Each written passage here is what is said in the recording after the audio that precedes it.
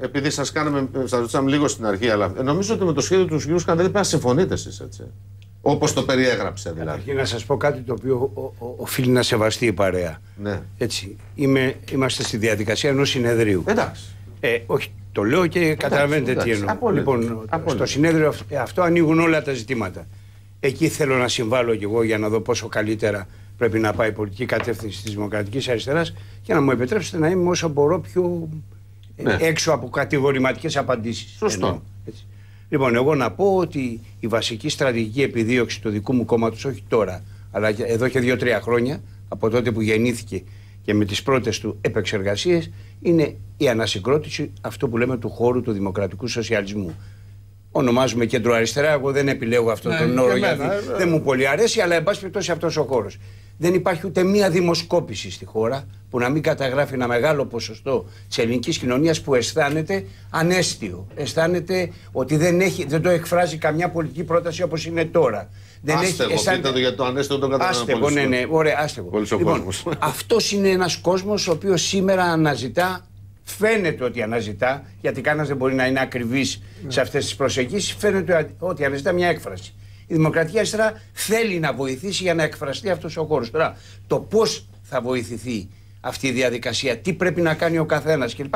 Είναι μια πολύ μεγάλη συζήτηση. Εγώ έχω μια άποψη, άλλοι συντροφοί μου έχουν μια άλλη, ο Σκανδαλίδης καταθέτει μια διαφορετική. Είναι πάντως η βασική στρατηγική κατεύθυνση είναι δεδομένη. Γιατί αποκλείεται και οι δύο ότι ένα κομμάτι μεγάλο της κεντροαριστεράς σήμερα καλύπτει από το ΣΥΡΙΖΑ? Και ποιος το αποκλεί αυτό? Εγώ το αποκλείω αυτό. Είναι δυνατόν? Εγώ έφυγα από το ΣΥΡΙΖΑ όταν ο ΣΥΡΙΖΑ ήταν 4% και είναι 27%. Τι έγινε, ως διαμαγείας πήρα αυτό? Προφανώς είναι αυτό που λέτε. Ένα μεγάλο κομμάτι ενός χώρου που εκφραζόταν βασικά και κυρίως από το ΠΑΣΟΚ για δεκαετίες, βρήκε την κατάληξή του την πολιτική. Αν θέλετε, αυτό σας λέω. Εφόσον λοιπόν έχει βρει στέγη όλο αυτό το κομμάτι στο ΣΥΡΙΖΑ, γιατί λέτε ότι και ποιος το αγνοεί αυτό? Υπάρχει ένα ολόκληρο άλλο κομμάτι που δεν την έχει βρει. Ναι. Και επίσης, να σας πω και κάτι. Εμένα νομίζω τίμια, έντιμη και θεμιτή πολιτική φιλοδοξία είναι να καταλάβει ένα από αυτά τα κομμάτια που σήμερα ακουμπάει στην πολιτική του ΣΥΡΙΖΑ ότι αυτή η πολιτική είναι αδιέξοδη και να αναζητήσει μια αποτελεσματικότερη και καλύτερη.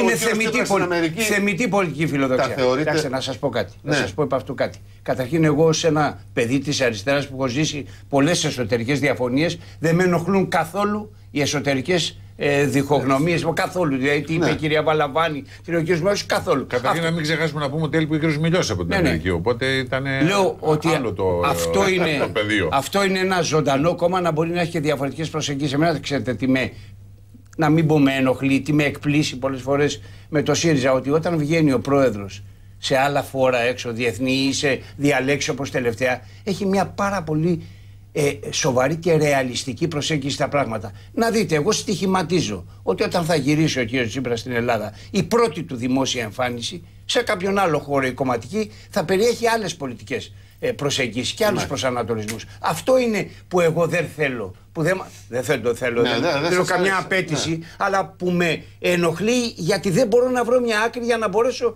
να συνεννοηθώ και με το ΣΥΡΙΖΑ που τον θεωρώ προφανώς ένα σοβαρό κομμάτι του ευρύτερου δημοκρατικού χώρου. Και με ενδιαφέρον να ξέρω τι λέει για να ξέρω κι εγώ τι μπορώ να του πω και να δούμε αν μπορούμε ενδεχομένως να δούμε οραματικά μια Ελλάδα που να την κυβερνάει ο δημοκρατικός χώρος αντί για το συντηρητικό. Μάλιστα. Υπάρχουν αποφάσεις,